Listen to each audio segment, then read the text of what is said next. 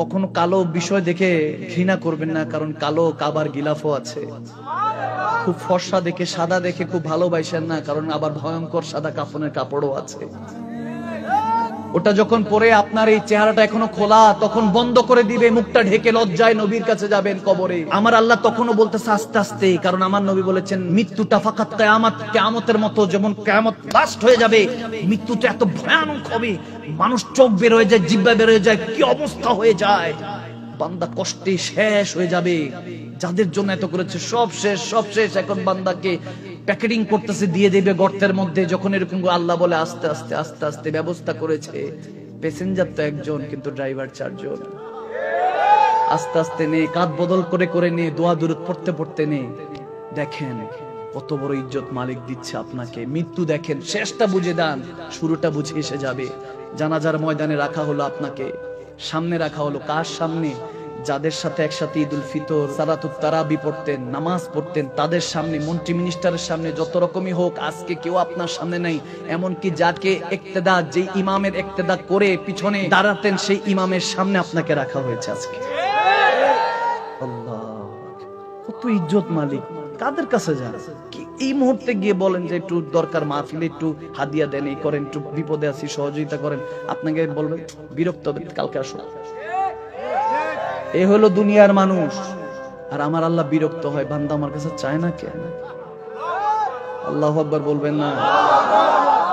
জানাজার মাঠে আপনি সবাই সামনে, সবাই আপনাকে নিয়ে জানাজার মাঠে সালাত আদায় করলো, আপনাকে সুন্দর করে আস্তে আস্তে আস্তে আস্তে একজন ধরে ধরে মাটিতে যখন রাখলো, একবারে দাফন করে দেয় না, বাঁশ রেখেছে, আস্তে আস্তে মাটি দিয়েছে।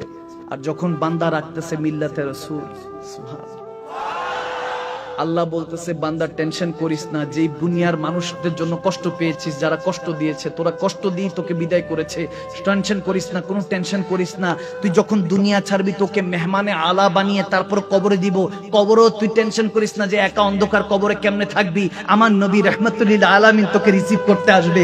আমার নবী বলবে টেনশন নিস না উম্মত, আজকে বস, মান রাব্বুকুমা দীনুকুমা কুনতা তাকুলু ফি হাক্কি হাযা রাজুলিন মুহাম্মাদি। তিনটা প্রশ্ন মুনকার নাকির যখন করতে থাকবে, তখন আপনি ঘাবড়ে থাকবেন যে আজরাইল আলাইহিস সালামের চেহারা দেখে আপনি খৌফে শেষ হয়ে গিয়েছিলেন, এখন ভয়ে আপনি আতঙ্কিত, কেউ নাই কেউ নাই, অন্ধকার কবরে কি করব কি করব। তখন দেখবেন আমার রাহমাতুল লিল আলামিন নবীর চেহারা মুবারকের কারণে কবরটা নুরানি হয়ে যাবে। যদি আজকের এই মাহফিল থেকে হেদায়েত নিয়ে উঠতে পারেন, নিজের সাথে নিজে ওয়াদা করে উঠতে পারেন যে আজকে আল্লাহ আল্লাহর রাসূলের পথে, আমার মালিক ও মুখতারের পথে, আমার নবীর পথে, আল্লাহর পথে চলবো, যদি ইরাদা করে বসতে পারেন, আল্লাহর ইজ্জতের কসম করে বলে দিয়ে যাচ্ছি, আমি মাকদুম শাহ মাদানী, যেই আল্লাহর কবজায় আমার রূহ আছে, যিনি এই মুহূর্তে চাইলে আজরাইল আলাইহিস সালামকে পাঠিয়ে আমার রূহকে কবজ করতে পারেন, সেই রব্বে কারীমের ইজ্জতের কসম করে দিয়ে বলে যাচ্ছি, যখন কবরে যাবেন আপনি মুনকার নাকিরের প্রশ্নে ভয় পাবেন, কেউ একজন বলে দিবে টেনশন নিস না উম্মত, টেনশন নিস না, বল রব্বি আল্লাহ, তখন আপনি বলবেন হ্যাঁ হ্যাঁ রব্বি আল্লাহ। তারপর দ্বিতীয় প্রশ্ন করবে, মা দীনুকা, তোর দিন কি ছিল? পাশে থেকে একজন শিখিয়ে দিবে দ্বীন আল ইসলাম, বল, তখন বলবেন হ্যাঁ হ্যাঁ দ্বীন আল ইসলাম। তখন টেনশন আস্তে আস্তে হালকা হয়ে গিয়েছে, আপনি তখন প্রশান্তি সাগরের মধ্যে ভাসতেছেন যে কে জানি আমাকে বাঁচাচ্ছে, কে জানি আজকে বাঁচাচ্ছে, কার প্রেমে জানি একদিন মাহফিলে বসে ইয়া রাসূলুল্লাহ বলেছিলাম, ইয়া হাবিবাল্লাহ বলেছিলাম। তখন মুনকার নাকির বলবে যে এতক্ষণ তোরে বাঁচাচ্ছিল, বল মা কুনতা তাকুল ফি হাক্কি হাযা রাজুল লি মুহাম্মাদি, এই মুহাম্মদ আরবি সম্পর্কে তোর কি তাকুল, তোর ধারণা কি ছিল? কি মিম্বরে রাসূলে বসে মানুষের মতো বলেছিলি, না ইয়া রাসূলুল্লাহ বলেছিলি, না ইয়া হাবিবাল্লাহ বলেছিলি? যখন বলবেন না না আমি ইয়া রাসূলুল্লাহ বলেছি, আমার নবী মুনকার নাকিরকে থামিয়ে বলবে, মুনকার নাকির, সে কি উত্তর দিবে? আমি তার কি লাগি? সে আল্লাহর নামাজ ছাড়ে নাই, আমি নবীর দ্বীন ছাড়ে নাই, আমি নবীর আহলে বায়াত সাহাবাদের আদর্শ ছাড়ে নাই, ওলি আল্লাহদের পথে চলেছে, আমি নবীকে পাওয়ার জন্য, দেখার জন্য। আজকে আমি নবী নিজে বলতেছি, সে কি বলবে? আমি তার কি লাগে? আমি বলতেছি আমার গোলাম হয়, আশিক হয়, উম্মত হয়, তাকে বেহেশতের নেয়ামত দিয়ে দিয়েছি।